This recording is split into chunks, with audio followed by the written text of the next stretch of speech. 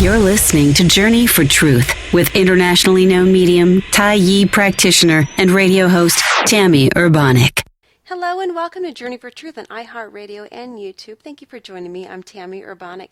Journey for Truth Radio is always on demand and with many new episodes. If you're on Facebook, join the Integrating the Teachings of Jonah group.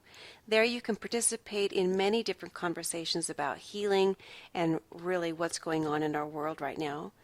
On my website, empowermentthroughhealing.org, you can read about the Life Energy Flow Tai Yi treatment internal conflict. This treatment helps those who have any physical issues in the torso, including cancer. Tai Yi never replaces medical care, but can assist ones in moving forward in their healing, along with receiving medical care. And again, that's at empowermentthroughhealing.org. My guest this week is Tami Goldstein. Tami's daughter was diagnosed with Aspergers syndrome, high-functioning autism. Also, her daughter was having 40 seizures a day, and according to Tami, that was the result of being injured through vaccinations. She has helped her daughter using different therapies rather than placing her in an institution. Tami, welcome. Hello, thank you for having me. It's great having you on the show. Now, what were the signs that your daughter was vaccine injured? Well, I brought in a perfectly healthy child with no issues. And within hours after the vaccination, injection site swelling that covered her whole legs. She broke out in a rash on her stomach. She started having this little tick or shudder that she didn't have before. She stopped making eye contact. Foods that she ate in the morning and was not allergic to, she became allergic to, trying to give her that same food later on in the day. So I just really watched this regression in not only medically, but behaviorally, socially, emotionally, after the vaccinations. And did you bring this to the attention of the doctors? I did. Multiple pediatricians, as a matter of fact. And, honestly, I was dismissed. I was told I was crazy. I was told I would jeopardize other children if I didn't continue to vaccinate. And it took a number of years. It actually took a second vaccine injury with her for me to finally say, I'm done and you can't make me vaccinate anymore. Wow. So, she ended up only receiving 14 dosages of 4 vaccines. I can't imagine what would have happened to her if she received the current recommendations, which is 74 vaccines between the day of birth and age 18, 49 in the first 6 years of life. My daughter had 14 spread out between ages 18 months and 13. And I can't imagine. It was the hepatitis B shot that really flipped my daughter bad. And, they give them to newborns now. I don't understand. Why? Yeah, it is amazing how many vaccinations children receive currently. I know that when my daughter, who's now age 23, when she was receiving her vaccinations, it was just this short list on the vaccine card that I needed to show the schools. And it was even fewer vaccines that I received as a child. So I also cannot imagine how some children are able to tolerate so much toxicity at once within their body. But a lot of children cannot tolerate it, like your daughter, for instance, and many who are developing allergies, autoimmune disorders. Some are coming down with cancer, and of course, the medical community will never associate any of that with vaccinations. Yeah, I say I'm lucky. I quit my job and I researched autism, and I kept bringing up the fact that there was some chemical difference or there's something else going on. My daughter didn't, even fight off a cold like a normal child. And I was lucky to find some wonderful doctors who really believed that the vaccines played a role in her injury, and they helped us systematically rebuild that immune system, clear up that gastrointestinal tract, and it's, I believe, one of the three key therapies that we did that enabled her to get to functioning recovery. So, I say I was fortunate there. Now, when I talk to parents across the country, the one thing that we see amongst the children today with autism is that they have an inability to detoxify their bodies. So you have to incorporate cleaning up that gastrointestinal tract and making sure that brain is even able to detoxify and work the way it's supposed to. Mm-hmm. More and more families are really getting great results by cleaning up that chemical foundation in that child and improving that gastrointestinal tract. So that biomedical piece is one very important therapy for recovery. Everything we did was considered alternative, and yet the biomedical stuff has been around since 1967 in the work of Dr. Bernard Rimland at the Autism Research Institute. We also did sensory integration therapy. That's been around since 1944, and the work of Dr. Jean Ayres. And then we accessed cranial sacral therapy, which improves sensory, motor, and mental dysfunction. And that work has been around since 1975. Wow. And the work of Dr. John E. Upledger. Without those therapies, my daughter would not have recovery today. So she was having up to 40 seizures a day. Yes. How was she even able to survive that? I can't imagine so many a day. Well, they weren't absent seizures, but it almost looked more like a full body tic. But it took a little bit to get out of it. Definitely anxiety driven. So on days where she wasn't under a lot of stress, she might be having them, but you almost couldn't see them. But I would send her to school, in the higher levels of analytical thinking required in middle and high school, shut her down further. That really is very taxing on the body. And the body of, 96% of children with autism have sensory processing disorders. And yet my child never qualified for any supports in school and couldn't get those sensory supports she needed.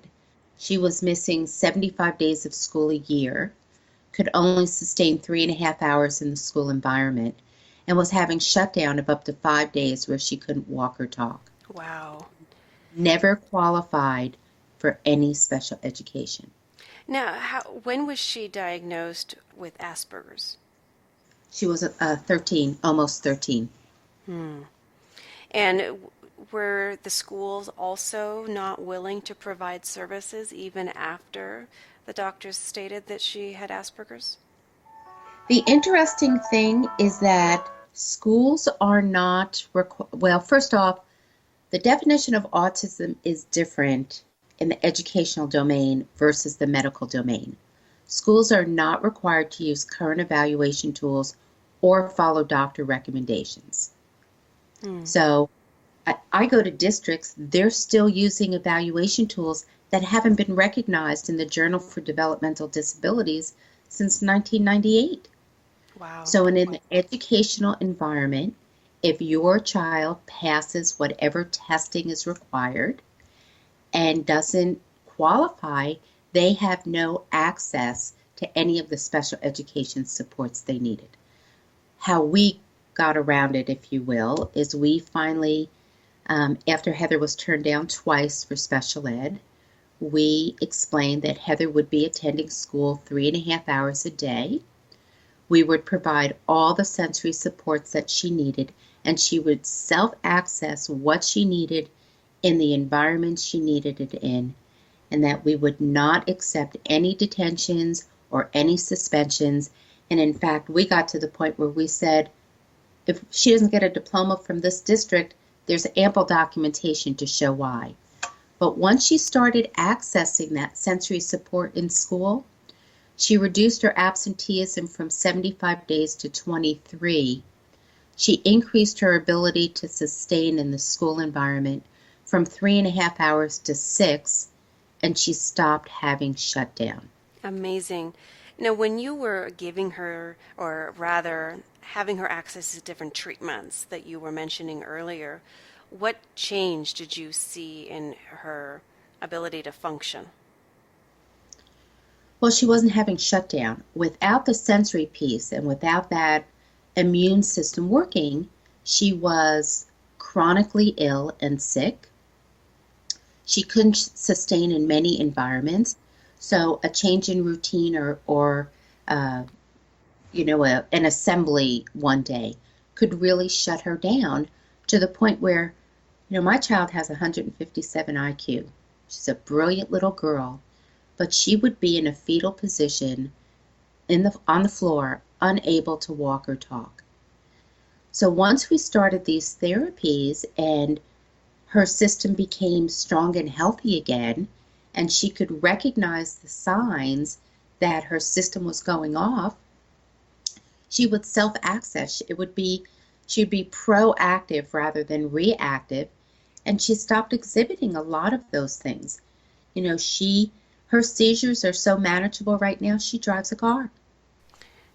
Wow.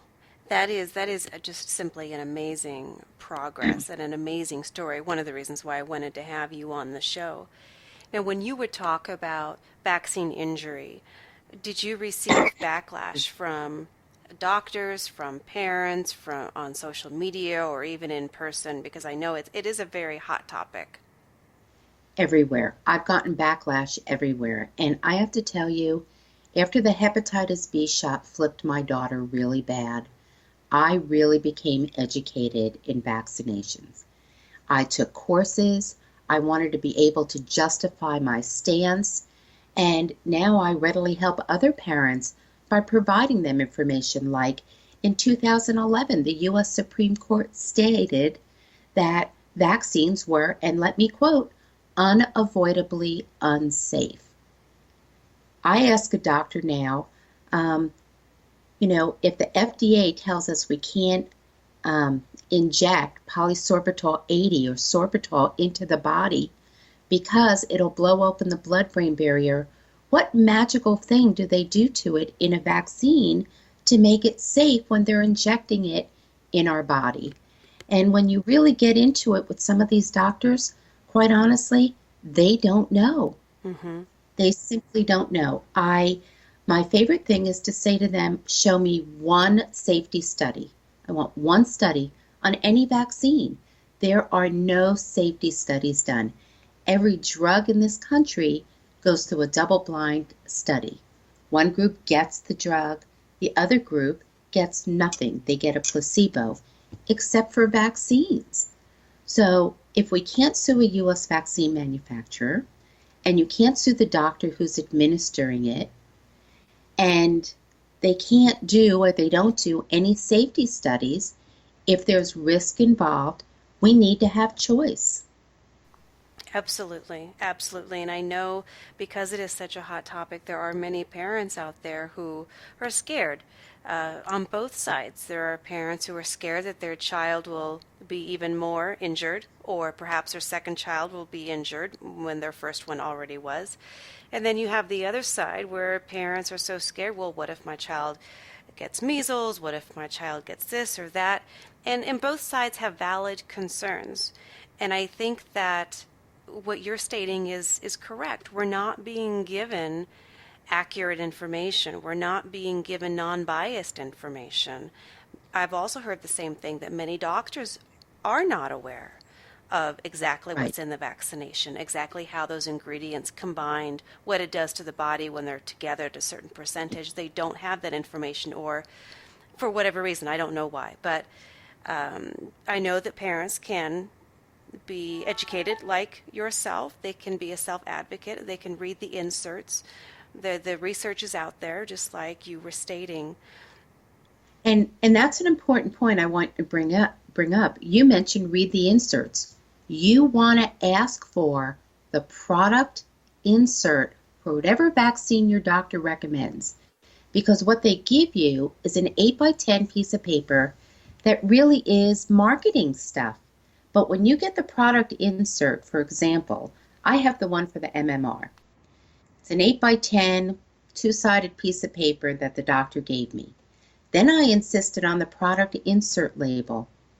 It's probably about 30 pages of fine print, and on it, it talks about things that it doesn't talk about on the marketing paper, like your child can get encephalitis or water on the brain.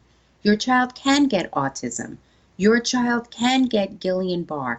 There's a whole list of very scary potential side effects that are actually listed right on the product insert labels, and most doctors won't even give them to you. So I tell parents, read the product insert label, go on the VAERS website. VAERS is Vaccine Adverse Event Reporting System. Read through them. If you still feel comfortable afterwards, that's your choice. Now that's interesting. One thing that you stated I did not know, you said that you can ask the doctor for the product insert, but they may not give it to you. I thought they were supposed to if you made that request, no? Well, they're supposed to, but some doctors are being, and depending upon what state you're living in right now, some doctors are being very difficult. They refuse to see clients that aren't vaccinated. You know, I had one doctor out and out lie to a parent that already has a 4-year-old vaccine injured, nonverbal, on the autism spectrum, and their youngest is due for vaccines, and the same ones that damaged their first child. They told the doctor, we want the product insert label, we're not sure we want to do this, and he told them it would be irresponsible even if this child ended up vaccine injured as well, because if they didn't, other children wouldn't be protected. That is an out and out lie. Doctors talk about that herd immunity. Mm-hmm. It has nothing to do with vaccination. And if you read the history on it, it was a term coined by A.W. Hedrick in the 1930s when he was looking at measles outbreaks between 1930 and 1935. And he said that when a community seemed to have 60% naturally occurring measles, then the rest of the community seemed to get an immunity. And the U.S. manufacturers pirated the term and said if we had 70% of the population vaccinated, we'd have herd immunity. They have to do their homework so they get factual information to make a knowledgeable decision for what's best for them.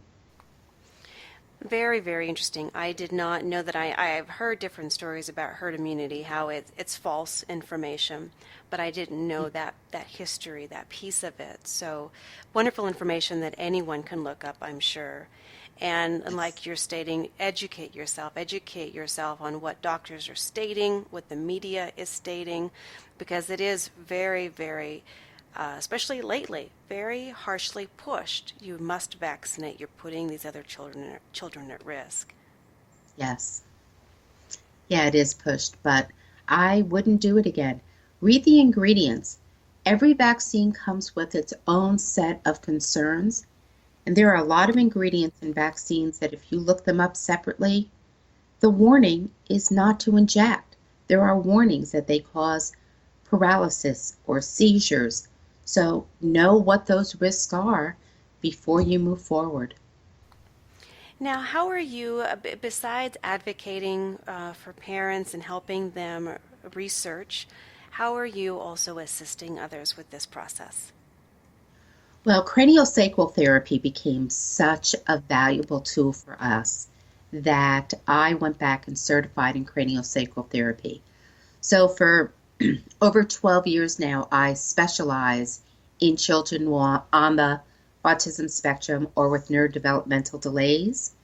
So I provide therapy services, and I also developed a number of continuing education courses that massage therapists and body workers can access to learn and to understand autism and sensory processing disorders. I provide advocacy services for families, parent education training. I've read IEPs. I help family get services through the public school. It was a nightmare to get my child to function in recovery. I was actually appalled at what I learned and the obstacles thrown in front of me that shouldn't be. So my goal when my daughter achieved recovery was to help any parent anywhere that I could. That is so wonderful. And where can people find more information on you? They can go to my website, www.comingthroughthefog.com. Thank you so much, Tami, for being a guest on my show this week. Thank you. And thank you, listeners, for joining me here as well on Journey for Truth on iHeartRadio and YouTube. Until next time, have a fantastic week.